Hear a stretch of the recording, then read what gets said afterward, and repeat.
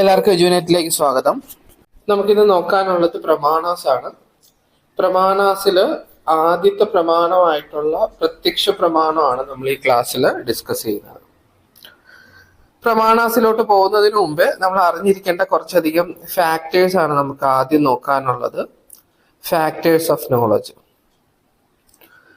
പ്രമാണ എന്ന് പറഞ്ഞു കഴിഞ്ഞാൽ എന്താണ്? മീൻസ് ഓഫ് നോളജിനെയാണ് പ്രമാണ എന്ന് പറയുന്നത്. നോളജ് കിട്ടാനുള്ള മാർഗങ്ങളെ കുറിച്ചിട്ടാണ് നമുക്ക് ഈ ഒരു പോർഷനിൽ പഠിക്കാനുള്ളത്. അപ്പൊ ആദ്യത്തെ ടേം എന്ന് പറയുന്നത് പ്രമാണയാണ്. പ്രമാണ എന്ന് പറഞ്ഞാൽ എന്താണ്? The instrument of knowledge. Knowledge കിട്ടാനുള്ള മാർഗത്തെ നമുക്ക് പ്രമാണ എന്ന് പറയാം. പിന്നെ നമുക്ക് പഠിക്കാനുള്ളത് പ്രമാദ എന്ന ടേമാണ്. പ്രമാദ എന്ന് പറഞ്ഞാൽ എന്താണ്? The subject who knows. അറിയുന്നവനെയാണ് പ്രമാദ എന്ന് പറയുന്നത്. ഇപ്പൊ എക്സാമ്പിൾ ആയിട്ട് പറയുകയാണെങ്കിൽ, ഞാൻ എൻ്റെ മുന്നിലുള്ള ടേബിള് കാണുവാണ്. അപ്പം കാണുന്ന ഞാനാണ് പ്രമാദ. കാണപ്പെടുന്ന വസ്തുവാണ്, ആ ടേബിൾ ആണെന്ന് പറയുന്നത് പ്രമേയ എന്ന് പറയുന്നത്. അതായത് നമുക്ക് കിട്ടുന്ന നോളജിനെയാണ്, അല്ലെങ്കിൽ ഒബ്ജക്റ്റ് ഓഫ് നോളജിനെയാണ് എന്തെന്ന് പറയുന്നത് പ്രമേയ എന്ന് പറയുന്നത്. അപ്പൊ എന്ത് മാർഗത്തിലൂടെയാണ് ഞാൻ എൻ്റെ മുന്നിലുള്ള ടേബിളിനെ കണ്ടത്? എൻ്റെ കണ്ണിലൂടെയാണ്, എൻ്റെ സെൻസ് ഓർഗനിലൂടെയാണ്, അല്ലെ? അപ്പൊ ഇൻസ്ട്രുമെന്റ് ഓഫ് നോളജ് എന്ന് പറയുന്നത് എന്താണ്? സെൻസസ് ആണ്. അഥവാ പ്രമാണ എന്ന് പറയുന്നത് എന്താണ്? സെൻസസ് ആണ്. നമുക്ക് കിട്ടുന്ന ശരിയായിട്ടുള്ള നോളജിനെയാണ്, റിസൾട്ടന്റ് വാലിഡ് നോളജിനെയാണ് എന്തെന്ന് പറയുന്നത് പ്രമ എന്ന് പറയുന്നത്. അപ്പൊ ഇത്രയും ടേംസ് ആണ് നമുക്ക് പ്രധാനമായിട്ടും പ്രമാണയില്, ഈ പ്രമാണ എന്ന് പറയുന്ന പോർഷൻ പഠിക്കുമ്പോൾ നമ്മൾ മനസ്സിലാക്കിയിരിക്കേണ്ടത്. ഓക്കെ, അപ്പൊ നമ്മൾ ടൈപ്സ് ഓഫ് പ്രമാണാസ് ആണ് നോക്കുന്നത്. അതില് എന്താണ്? ആദ്യത്തെ പ്രമാണമായിട്ടുള്ള പ്രത്യക്ഷ പ്രമാണമാണ് നമ്മൾ ഈ ഒരു വീഡിയോയിൽ ഡിസ്കസ് ചെയ്യുന്നത്. പ്രമാണാസ് നമ്മൾ പറയുമ്പോൾ പ്രധാനമായിട്ട് നമുക്ക് 6 പ്രമാണാസ് പഠിക്കാനുണ്ട്. അപ്പൊ അതിൽ ആദ്യത്തെ പ്രമാണമാണ് പ്രത്യക്ഷ പ്രമാണം അഥവാ പെർസെപ്ഷൻ എന്ന് പറയുന്നത്. പെർസെപ്ഷൻ എന്ന് പറഞ്ഞാൽ എന്തുവാണ്? നമ്മുടെ സെൻസ് ഓർഗൻസിലൂടെ നമുക്ക് നോളജ് കിട്ടാം. അപ്പൊ ആ പ്രമാണത്തെയാണ് എന്തെന്ന് പറയുന്നത് പ്രത്യക്ഷ പ്രമാണം എന്ന് പറയുന്നത്, അല്ലെ? കണ്ണുകൊണ്ട് ഞാൻ എൻ്റെ മുന്നിലുള്ള ഡെസ്ക് കാണുകയാണ്. അപ്പം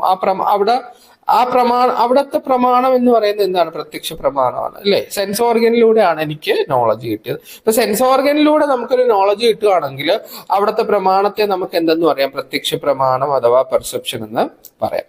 അപ്പൊ പെർസെപ്ഷന്റെ ഒരു ഡെഫിനിഷൻ നമുക്ക് ഇവിടെ പഠിക്കാനുണ്ട്. ഇപ്പൊ നമ്മൾ ലോജിക്കൽ റീസണിങ് ആണ് പഠിക്കുന്നത്. ലോജിക്കൽ റീസണിങ് എന്താണ്? ഇന്ത്യൻ ലോജിക് ഉണ്ട്, വെസ്റ്റേൺ ലോജിക് ഉണ്ട്. ഈ 2 പോർഷൻസ് ആണ് നമുക്ക് നെറ്റ് എക്സാമിന് പഠിക്കാനുള്ളത്. വെസ്റ്റേൺ ലോജിക് ആണ് നമ്മൾ ഇതുവരെ പഠിച്ചുകൊണ്ടിരുന്നത്. ഇപ്പൊ നമ്മൾ പഠിച്ചുകൊണ്ടിരിക്കുന്ന ഇന്ത്യൻ ലോജിക് ആണ്. ഇന്ത്യൻ ലോജിക്കില് പ്രധാനമായിട്ട് നെറ്റ് എക്സാമിന് ചോദിക്കുന്നത് പ്രമാണാസും ഹേതുഭാസയുമാണ്. ഓക്കെ, അപ്പൊ പ്രമാണത്തിലെ ആദ്യത്തെ പ്രമാണമായിട്ടുള്ള പ്രത്യക്ഷ പ്രമാണമാണ് നമ്മൾ ഇന്ന് പഠിച്ചുകൊണ്ടിരിക്കുന്നത്. ഓക്കെ, അപ്പം ഇത് പ്രത്യക്ഷ പ്രമാണം. ഈ പ്രമാണാസ് നമ്മൾ കൂടുതലും പഠിക്കുന്നത് ന്യായ ഫിലോസഫിയിലാണ്.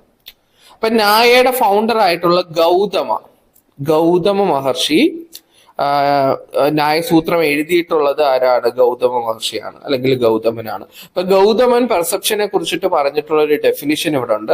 അത് മനസ്സിലാക്കുമ്പോഴേ നമുക്ക് ഏകദേശം പ്രത്യക്ഷ എന്താണ് ഉള്ളതിനെ കുറിച്ചിട്ടുള്ള ക്ലാരിറ്റി നമുക്ക് കിട്ടും. പിന്നെ പ്രത്യക്ഷയുമായിട്ട് ബന്ധപ്പെട്ട കുറച്ച് ടെർമിനോളജീസ് നമുക്ക് മനസ്സിലാവും. ഇവിടെ പറയുന്നുണ്ട്, ഇന്ദ്രിയാർത്ഥ സന്നികർഷോൽപ്പന്നം ജ്ഞാനം അവ്യപാദസ്യ അവ്യഭിചാരി വ്യവസായാത്മകം പ്രത്യക്ഷം. പ്രധാനപ്പെട്ട പ്രത്യക്ഷയുടെ ഒരു പ്രധാനപ്പെട്ട സ്റ്റേറ്റ്മെന്റ് ആണ്, ഒരു ഡെഫിനിഷൻ ആണ്. നെറ്റ് എക്സാമിന് ചോദിക്കത്തൊന്നുമില്ല, എങ്കിലും നമുക്ക് പ്രത്യക്ഷത്തെ കുറിച്ചിട്ട് മനസ്സിലാക്കാൻ വേണ്ടിയിട്ട് ഈ ഒരു ശ്ലോകം പറഞ്ഞു തന്നേ ഉള്ളൂ. ഓക്കെ, അപ്പം ഇതില് പ്രധാനപ്പെട്ട ടേംസ് നമുക്ക് നോക്കാം. ഇന്ദ്രിയാർത്ഥ. അപ്പൊ ഇന്ദ്രിയാസ് എന്ന് പറഞ്ഞാൽ എന്താണ്? സെൻസസ് ആണ്. ദെയർ ഒബ്ജക്ട്സ് അർത്ഥ. അപ്പൊ ഇന്ദ്രിയാർത്ഥ എന്ന് പറഞ്ഞാൽ എന്താണ്? ഇന്ദ്രിയാർത്ഥ സന്നികർഷോൽപ്പന്നം. അതായത് ഇന്ദ്രിയം എന്ന് പറയുന്നത് നമ്മുടെ സെൻസ് ഓർഗൻ ആണ്. അർത്ഥ എന്ന് പറയുന്നത് ഒബ്ജക്റ്റ് ആണ്. നമ്മുടെ സെൻസും ഒബ്ജക്റ്റും തമ്മിൽ ഉണ്ടാകുന്ന കോണ്ടാക്ട്, അതിനെയാണ് സന്നികർഷ എന്ന് പറയുന്നത്. സന്നികർഷ എന്ന് പറയുന്നത് എന്താണ്? The contact of the census with their object. അപ്പം സെൻസ് ഓർഗനും ഒബ്ജക്റ്റും തമ്മിലുള്ള കോണ്ടാക്ടിനെയാണ് എന്തെന്ന് പറയുന്നത്, സന്നികർഷ എന്ന് പറയുന്നത്. അപ്പൊ ഇന്ദ്രിയവും അർത്ഥവും തമ്മിലുള്ള കോണ്ടാക്ടിന്റെ ഉൽപ്പന്നമായിട്ടാണ് എന്തുണ്ടാകുന്നത്, അറിവുണ്ടാകുന്നത് അഥവാ ജ്ഞാനം ഉണ്ടാകുന്നത്. അപ്പം ഇന്ദ്രിയത്തിന്റെയും അർത്ഥത്തിന്റെയും സന്നികർഷത്തിലൂടെ ഉണ്ടാകുന്ന ജ്ഞാനത്തെയാണ് നമ്മൾ എന്തെന്ന് പറയുന്നത്, പ്രത്യക്ഷം എന്ന് പറയുന്നത്. ഓക്കെ ആണല്ലോ. Cognition produced by this contact. ഈ ഒരു കോണ്ടാക്ടിലൂടെ ഉണ്ടാകുന്ന കൊഗ്നിഷനെയാണ് എന്തെന്ന് പറയുന്നത്, ജ്ഞാനം എന്ന് പറയുന്നത് അഥവാ നോളജ് എന്ന് പറയുന്നത്. നമുക്ക് സിമ്പിൾ ആയിട്ട് പറയാം. പെർസെപ്ഷൻ എന്ന് പറഞ്ഞാൽ എന്താണ്, സെൻസ് ഒബ്ജക്റ്റ് കോണ്ടാക്ടിനെയാണ് സെൻസ് ഒബ്ജക്റ്റ് കോണ്ടാക്ടിനെയാണ് എന്തെന്ന് പറയുന്നത്, പെർസെപ്ഷൻ എന്ന് പറയുന്നത്. എന്തോ ഓക്കെ. അപ്പൊ നമ്മൾ പറഞ്ഞുകൊണ്ടിരുന്നത് എന്താണ്, ഇന്ദ്രിയാർത്ഥ സന്നികർഷോൽപ്പന്നം അവ്യപാദസ്യ അവ്യഭിചാര വ്യവസായാത്മകം പ്രത്യക്ഷം. അതിന്റെ മീനിങ് എന്താണ്? It means perception is the knowledge. നോളജിലൂടെ നമുക്ക് എന്ത് കിട്ടും, പെർസെപ്ഷനിലൂടെ നമുക്ക് എന്ത് കിട്ടുന്നു, നോളജ് കിട്ടുന്നു. Which is produced by the intercourse of an object with sense organ. ആ നോളജ് നമുക്ക് ഉണ്ടാകുന്നത് എന്തിലൂടെയാണ്, സെൻസ് ഓർഗനും ഒബ്ജക്റ്റും തമ്മിലുള്ള കോണ്ടാക്റ്റിലൂടെയാണ്. വിച്ച് ഈസ് നോൺ ഇറന്യസ് എന്ന് പറയുമ്പോൾ എന്താണ്, അതൊരിക്കലും തെറ്റില്ല. Not associated with a name. ആ ഒരു പെർസെപ്ഷന് നമുക്ക് എന്ത് കൊടുക്കാൻ പറ്റില്ല, കൃത്യമായിട്ടുള്ള ഒരു പേര് കൊടുക്കാൻ പറ്റില്ല. അതായത് നമുക്ക് വാക്കിലൂടെ നമുക്ക് അതിനെ എക്സ്പ്രസ് ചെയ്യാൻ പറ്റില്ല. ആൻഡ് ഈസ് വെൽ ഡിഫൈൻഡ് ആയിട്ടുള്ള ഒരു നോളജ് ആയിരിക്കും നമുക്ക് കിട്ടുന്നത്. ഓക്കെ ആണല്ലോ. അപ്പം പെർസെപ്ഷന്റെ നിങ്ങൾ നെറ്റ് എക്സാമിന് ജനറൽ പേപ്പർ എഴുതുന്നവർ ഇത്രയും മാത്രം മനസ്സിലാക്കിയിരുന്നാൽ അത് എന്താണ്, സെൻസും ഒബ്ജക്റ്റും തമ്മിലുള്ള കോണ്ടാക്റ്റിനെ നമുക്ക് എന്തെന്ന് പറയാം, പെർസെപ്ഷൻ എന്ന് പറയാം. ഇപ്പൊ എന്റെ സെൻസ് ഓർഗൻ ഒരു ഒബ്ജക്റ്റുമായിട്ട് കോണ്ടാക്റ്റിൽ വരുമ്പോഴുണ്ടാകുന്ന നോളജിനെയാണ് എന്തെന്ന് പറയുന്നത്, പ്രത്യക്ഷം എന്ന് പറയുന്നത്. ഓക്കെ. പ്രത്യക്ഷത്തെ നമുക്ക് എന്തായിട്ട് എടുക്കാം, ഒരു പ്രമാണമായിട്ട് എടുക്കാം. പ്രത്യക്ഷത്തിലൂടെ നമുക്ക് എന്ത് കിട്ടും, നോളജ് കിട്ടും. ഇനി നമുക്ക് നോക്കാനുള്ളത് ക്ലാസിഫിക്കേഷൻ ഓഫ് പെർസെപ്ഷൻ ആണ്. പെർസെപ്ഷനെ നമുക്ക് പ്രധാനമായിട്ടും രണ്ട് കാറ്റഗറീസ് ആയിട്ട് ക്ലാസിഫൈ ചെയ്യാം. എന്തൊക്കെയാണ്? ഒന്നാമത്തെ പെർസെപ്ഷൻ ഓർഡിനറി പെർസെപ്ഷൻ ആണ്. രണ്ടാമത്തത് എക്സ്ട്രാ ഓർഡിനറി പെർസെപ്ഷൻ. എക്സാമിന് ഓർഡിനറി പെർസെപ്ഷൻ എന്ന ഓപ്ഷനിൽ കാണാം, എക്സ്ട്രാ ഓർഡിനറി പെർസെപ്ഷൻ എന്ന ഓപ്ഷനിൽ കാണാം. ചിലപ്പോൾ എന്തായിരിക്കും ഉണ്ടാകുക, ലൗകിക എന്നായിരിക്കും ഉണ്ടാകുക. ഓർഡിനറിക്ക് പകരമായിട്ട് എന്ത് ഉപയോഗിച്ചേക്കാം, ലൗകിക ഉപയോഗിച്ചേക്കാം. എക്സ്ട്രാ ഓർഡിനറിക്ക് പകരമായിട്ട് എന്ത് ഉപയോഗിച്ചേക്കാം, അലൗകിക ഉപയോഗിച്ചേക്കാം. ഓക്കെ ആണല്ലോ. അപ്പൊ സാൻസ്ക്രിറ്റ് ടേമും അതോടൊപ്പം തന്നെ ഇംഗ്ലീഷ് ടേമും മനസ്സിലാക്കി വെക്കുക. ലൗകിക പ്രത്യക്ഷയാണ് നമുക്ക് ആദ്യം നോക്കാനുള്ളത്. ലൗകിക പ്രത്യക്ഷ എളുപ്പമാണ്. എന്താണ്? when the sense organs come into contact with the object is in usual way. സാധാരണ രീതിയിൽ നമ്മുടെ സെൻസ് ഓർഗനും ഒബ്ജക്റ്റും തമ്മിൽ കോണ്ടാക്റ്റിൽ വരുമ്പോഴാണ് എന്തുണ്ടാകുന്നത്, ലൗകിക പെർസെപ്ഷൻ ഉണ്ടാകുന്നത് അഥവാ ലൗകിക പ്രത്യക്ഷ ഉണ്ടാകുന്നത്. ഓക്കെ. ലൗകിക പ്രത്യക്ഷ എന്ന് പറഞ്ഞാൽ എന്താണ്? when the sense organ come into contact with the object in usual way. സാധാരണ രീതിയിൽ, ഒരു അസാധാരണവുമില്ല, സാധാരണ രീതിയിൽ നമ്മുടെ സെൻസ് ഓർഗൻ ഒബ്ജക്റ്റുമായിട്ട് കോണ്ടാക്റ്റിൽ വരുമ്പോഴും ഉണ്ടാകുന്ന പെർസെപ്ഷനെയാണ് എന്തെന്ന് പറയുന്നത്, ലൗകിക പ്രത്യക്ഷ അഥവാ ഓർഡിനറി പെർസെപ്ഷൻ എന്ന് പറയുന്നത്. ഓക്കെ. അപ്പൊ അതിൽ രണ്ട് ക്ലാസിഫിക്കേഷൻ ഉണ്ട്, അത് നോക്കേണ്ട കാര്യമില്ല, അത് എക്സാമിന് ചോദിക്കില്ല. ലൗകിക പ്രത്യക്ഷ ജസ്റ്റ് അതിന്റെ ഒരു ഡെഫിനിഷൻ അതെന്താണ് എന്ന് മാത്രം മനസ്സിലാക്കിയിരുന്നാൽ മതി. നമ്മൾ ലൗകിക പ്രത്യക്ഷ എടുക്കുമ്പോൾ പ്രധാനമായിട്ട് 5 ടൈപ്പ് ഉണ്ട്. ഒന്ന് visual perception, auditory perception, tactual perception, gustatory perception, olfactory perception. നമുക്ക് ഓൾറെഡി അറിയാമല്ലോ, കണ്ണുകൊണ്ട് നമുക്ക് കാണാം, ചെവി കൊണ്ട് കേൾക്കാം, നമുക്ക് തൊട്ടറിയാം, സ്മെല്ല് ചെയ്യാം, അതേപോലെ തന്നെ നമുക്ക് ടേസ്റ്റ് ചെയ്യാം, നമുക്ക് സ്മെല്ല് ചെയ്യാം, നമുക്ക് തൊട്ടറിയാം, നമുക്ക് കേട്ടറിയാം, നമുക്ക് കണ്ടറിയാം. ഇതൊക്കെയാണ് എന്തിൽ വരുന്നത്, ലൗകിക പ്രത്യക്ഷയിൽ വരുന്നത്. അതായത് എന്റെ കണ്ണും എന്റെ മുന്നിലുള്ള ഡെസ്കും തമ്മിൽ കോണ്ടാക്റ്റിൽ വരുമ്പോഴാണ് എന്തുണ്ടാകുന്നത്, ഓർഡിനറി പെർസെപ്ഷൻ ഉണ്ടാകുന്നത്. നമുക്ക് നോക്കാനുള്ള രണ്ടാമത്തെ പെർസെപ്ഷൻ ആണ്, രണ്ടാമത്തെ ടൈപ്പാണ് അലൗകിക പ്രത്യക്ഷ ഓർ എക്സ്ട്രാ ഓർഡിനറി പെർസെപ്ഷൻ. അപ്പൊ ഇവിടെ എന്താണ് പറയുന്നത്, when sense organs come into contact with the object in unusual way or extraordinary way. ഇതാണ് നമുക്ക് ഈ സ്റ്റേറ്റ്മെന്റ് ആണ് നമ്മൾ നോക്കി വെക്കേണ്ടത്. എന്താണ് അസാധാരണ രീതിയിൽ നമ്മുടെ ഒബ്ജക്റ്റും അതോടൊപ്പം തന്നെ നമ്മുടെ സെൻസ് ഓർഗനും തമ്മിൽ കോണ്ടാക്റ്റിൽ വരുമ്പോഴാണ് എന്തുണ്ടാകുന്നത്, എക്സ്ട്രാ ഓർഡിനറി പെർസെപ്ഷൻ ഉണ്ടാകുന്നത്. ഓക്കെ ആണല്ലോ. ഇത് 3 ടൈപ്പാണുള്ളത്. അലൗകിക പ്രത്യക്ഷ അല്ലെങ്കിൽ എക്സ്ട്രാ ഓർഡിനറി പെർസെപ്ഷൻ എന്ന് പറയുന്നത് 3 ടൈപ്പാണ്. ഓക്കെ, ആ 3 ടൈപ്പിൽ നിന്നാണ് എക്സാമിന് കൂടുതലും ക്വസ്റ്റ്യൻസ് ചോദിക്കുന്നത്. ഓക്കെ ആണല്ലോ. അപ്പൊ ഒന്നാമത്തത് എന്താണ്, സാമാന്യ ലക്ഷണ പ്രത്യക്ഷയാണ്. സാമാന്യ ലക്ഷണ പ്രത്യക്ഷ.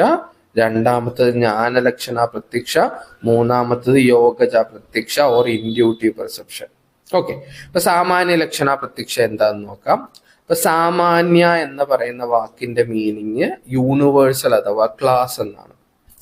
ഓക്കെ, ഇപ്പൊ സാമാന്യ ലക്ഷണ is the perception of a whole class object through the generic property perceived. ഇപ്പൊ നമ്മളൊരു ഒബ്ജക്റ്റ് പെർസീവ് ചെയ്യുമ്പോൾ ആ ഒരു ഒബ്ജക്റ്റിന്റെ ക്ലാസ് നമ്മൾ പെർസീവ് ചെയ്യുകയാണെന്നുണ്ടെങ്കിൽ അതിനെയാണ് എന്തെന്ന് പറയുന്നത്, സാമാന്യ ലക്ഷണ പ്രത്യക്ഷ എന്ന് പറയുന്നത്. ഓക്കെ ആണല്ലോ. ഇപ്പം എക്സാമ്പിൾ ഇവിടെ പറയുന്നുണ്ട്, when we perceive something as a pot, we judge it is belonging to the class of pots. ഇപ്പൊ നമ്മളൊരു ഒരു കുടത്തെ നമ്മൾ പെർസീവ് ചെയ്യുകയാണെന്നുണ്ടെങ്കിൽ നമുക്ക് പെട്ടെന്ന് നമ്മൾ അതിന്റെ പോട്ട്നെസ് നമ്മൾ പെർസീവ് ചെയ്യും, അല്ലെങ്കിൽ നമ്മൾ അതിനെ ഐഡന്റിഫൈ ചെയ്യും. പോട്ട്നെസ് എന്ന് പറയുന്ന ഒരു ക്ലാസ് ഉണ്ട്, അല്ലെ കുടത്വം എന്ന് പറയുന്ന ഒരു ക്ലാസ് ഉണ്ട്. അതിന്റെ കീഴിലാണ് ലോകത്തുള്ള എല്ലാ കുടങ്ങളും വരുന്നത്. അപ്പോൾ ഒരു കുടത്തെ കാണുമ്പോൾ ആ കുടം എന്ന് പറയുന്നത് പോഡ്നെസ് എന്ന് പറയുന്ന ക്ലാസിന്റെ കീഴിൽ വരുന്നതാണ് എന്നുള്ള ഒരു പെർസെപ്ഷൻ നമുക്ക് അവിടെ ഉണ്ടാവും. ആ പെർസെപ്ഷൻ എന്ന് പറയുന്നത് എന്താണ്, എക്സ്ട്രാ ഓർഡിനറി ആണ്. അപ്പൊ ആ ഒരു ഇൻഡിവിജ്വൽ മെമ്പറിൽ നിന്ന് നമ്മൾ എന്തിലോട്ട് പോകുന്നു, ഒരു ക്ലാസ് കോൺസെപ്റ്റിലോട്ട് പോകുന്നു. അപ്പൊ അതിനെയാണ് എന്തെന്ന് പറയുന്നത്, അതിനെയാണ് നമ്മൾ സാമാന്യ ലക്ഷണ പ്രത്യക്ഷ എന്ന് പറയുന്നത്.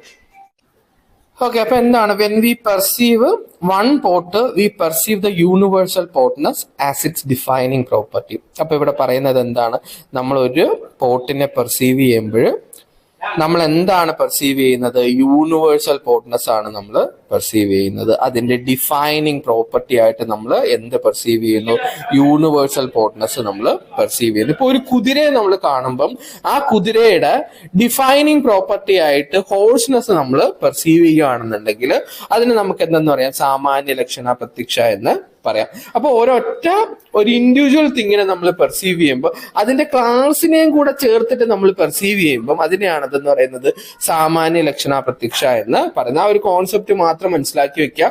ക്വസ്റ്റ്യൻ നമ്മൾ കുറെ വർക്ക്ഔട്ട് ചെയ്യുക, അപ്പൊ നിങ്ങൾക്ക് കുറച്ചുകൂടെ ക്ലാരിറ്റി അതിൽ ഉണ്ടാവും. ഇനി അടുത്ത നമുക്ക് നോക്കാനുള്ള ജ്ഞാനലക്ഷണ പ്രത്യക്ഷയാണ്. ജ്ഞാനലക്ഷണ പ്രത്യക്ഷ എന്താന്ന് നോക്കാം. ഇവിടെ എന്താണ്, ക്യാപിറ്റൽ ആണ്. An object is not directly presented to our sense organs but is revived in memory through the past cognition. അപ്പൊ ഇവിടെ പറയുന്നത് എന്താണ്, ഒരു ഒബ്ജക്റ്റിനെ നമ്മുടെ സെൻസ് ഓർഗനിലൂടെ ഡയറക്റ്റ് ആയിട്ട് നമ്മൾ പെർസീവ് ചെയ്യുന്നില്ല, പക്ഷെ നമ്മൾ മെമ്മറിയിലൂടെ നമുക്കൊരു പാസ്റ്റ് കൊഗ്നിഷൻ ഉണ്ട്. ആ ഒരു ഒബ്ജക്റ്റിനെ കുറിച്ചിട്ടുള്ള ഒരു പാസ്റ്റ് കൊഗ്നിഷൻ നമുക്കുണ്ട്. അപ്പൊ മെമ്മറിയിലൂടെ നമ്മൾ റിവൈവ് ചെയ്തെടുക്കുകയാണെങ്കിൽ അതിനെയാണ് ജ്ഞാനലക്ഷണ പ്രത്യക്ഷ എന്ന് പറയുന്നത്. അപ്പം കുറച്ച് ദൂരത്തായിട്ട് ഞാനൊരു സാൻഡൽ വുഡ് കാണുവാണ് അല്ലെ.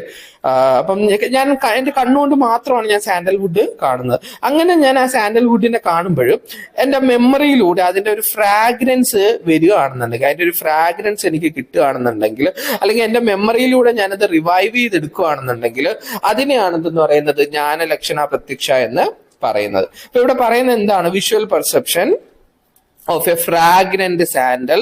അപ്പം നമ്മൾ ആ ഒരു സാൻഡൽവുഡിന്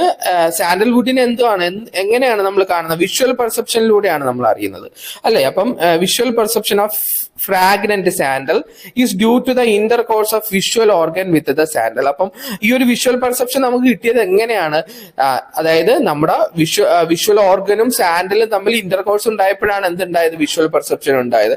വിഷ്വൽ പെർസെപ്ഷനിലൂടെ ഒരിക്കലും നമുക്ക് സാൻഡൽവുഡിന്റെ ഫ്രാഗ്രൻസ് ഫ്രാഗ്രൻസ് കിട്ടില്ല.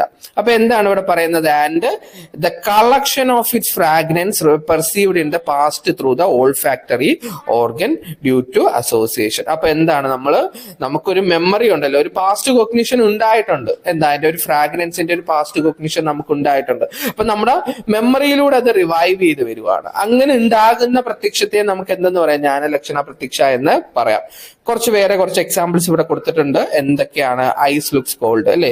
ഐസ് കേട്ട നമ്മൾ കാണുമ്പോൾ തന്നെ തൊടണമെന്നില്ല, കാണുമ്പോൾ തന്നെ നമുക്ക് അതിന്റെ ഒരു തണുപ്പ് നമുക്ക് ഫീൽ ചെയ്യും. ദ സ്റ്റോൺ ലുക്സ് ഹാർഡ് അല്ലെ. കല്ല് കാണുമ്പോൾ തന്നെ അതിന്റെ ഒരു കാഠിന്യം നമുക്ക് അറിയാൻ സാധിക്കും അല്ലെ. നമ്മൾ ചെന്ന് തൊട്ട് നോക്കിയിട്ടല്ല നമുക്ക് അതിന്റെ കാഠിന്യം മനസ്സിലാക്കാൻ സാധിക്കുന്നത്, അത് നമുക്ക് കാണുമ്പോൾ തന്നെ നമുക്ക് അതിന്റെ കാഠിന്യം മനസ്സിലാക്കാൻ സാധിക്കും. എന്തുകൊണ്ടാണ്? നമുക്കൊരു പാസ്റ്റ് കോഗ്നിഷൻ ഉണ്ട്, അത് നമ്മുടെ മെമ്മറിയിലൂടെ നമുക്ക് റിവൈവ് ചെയ്തെടുക്കാൻ സാധിക്കും. അങ്ങനെ ഉണ്ടാകുന്ന പ്രത്യക്ഷത്തെയാണ് നമ്മൾ എന്തെന്ന് പറയുന്നത്? ജ്ഞാനലക്ഷണ പ്രത്യക്ഷ എന്ന് പറയുന്നത്.